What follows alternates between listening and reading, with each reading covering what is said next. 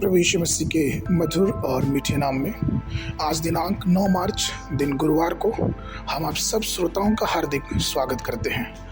आज के दिन के लिए जो वचन है वो लिया गया है दानियल नबी की पुस्तक उसका 6वां अध्याय 10 पद। वचन कहता है, जब दानियल को पता चला कि उस पर हस्ताक्षर हो गए हैं तो वह घर चला गया और अपनी अटारी पे उसकी खिड़कियां यरूशलेम की ओर खुली हुई थीं। उस दिन 3 बार घुटने के बल गिरा और प्रार्थना करके अपने परमेश्वर के सामने धन्यवाद किया करता था, जैसा कि प्राचीन काल में उसकी रीति रही है। प्रियो, दानियल एक महान प्रार्थना योद्धा था, परंतु उसको परखने के लिए बाबुल में यह एक नई विधि प्रकट की गई कि 30 दिन तक कोई भी राजा को छोड़ किसी मनुष्य या किसी ईश्वर की उपासना या प्रार्थना नहीं करेगा, नहीं तो वो शेरों की माद में डाल दिया जाएगा। जो लोग दानियल से ईर्ष्या रखते थे उन्होंने उस विधि को स्थापित किया था, परंतु न तो वह राजकीय आदेश और न ही सिंहों की माद में डाले जाने का दंड दानियल के प्रार्थना के जीवन को हिला सकता था। दानियल ने अकेले और अपने मित्रों के साथ उत्साहपूर्वक प्रार्थना की और स्वर्ग के परमेश्वर से दया मांगी। दानियल के पास 3 दिन में 3 बार प्रार्थना करने का एक अनुशासित दृष्टिकोण था। दानियल की पुस्तक उसका 6वां अध्याय 10वां पद में हम पाते हैं, उसने 3 सप्ताह तक उपवास किया और स्वर्ग के परमेश्वर से रहस्य प्रकट करने के लिए प्रार्थना की, और यही उसकी सफलता और जीत की कुंजी थी।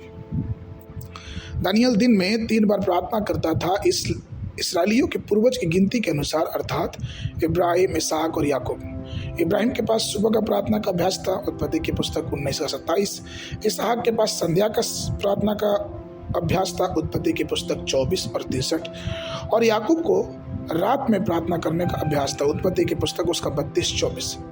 तो कई लोग का ये मानना है, कई बाइबल विद्वानों का, कि दानियल अपने पूर्वजों के अनुसार समय समय सारणी से प्रार्थना करता रहता था। लेकिन जो भी हो, लेकिन हमें ये पता है कि परमेश्वर से प्रार्थना करने से उसकी विजय निर्धारित हुई। भजन संहिता उसके 55 के 17 पद में वचन कहता है, सांझ और भोर और दोपहर को मैं प्रार्थना करूंगा और ऊंचे स्वर से पुकारूंगा और वह मेरा शब्द सुनेगा।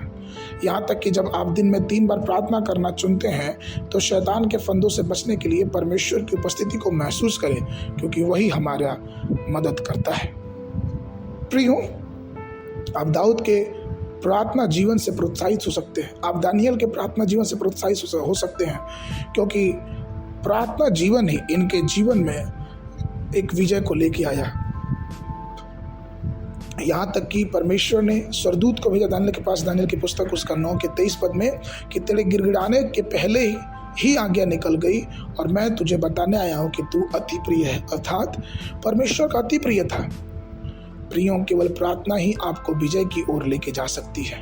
यदि आपके पास एक नियमित और अनुशासित प्रार्थना जीवन है तो प्रभु आपको ऊंचा और महिमान्वित करेगा। इसलिए आइए अपने जीवन में एक प्रार्थना का स्वभाव बना लें, जिससे प्रभु की आशीष अपने जीवन में लेके चलते रहें। बाइबल अध्ययन के लिए भजन संहिता की पुस्तक उसका 95 अध्याय 6वां पद। आओ हम झुककर दंडवत करें और अपने कर्ता यहोवा के सामने घुटने टेकें।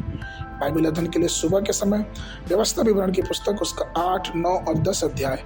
संध्या के समय मरकुस रचित सुसमाचार उसका 11 अध्याय 19 पद से लेकर 33 पद तक। परमेश्वर आप सबको आशीष देवे।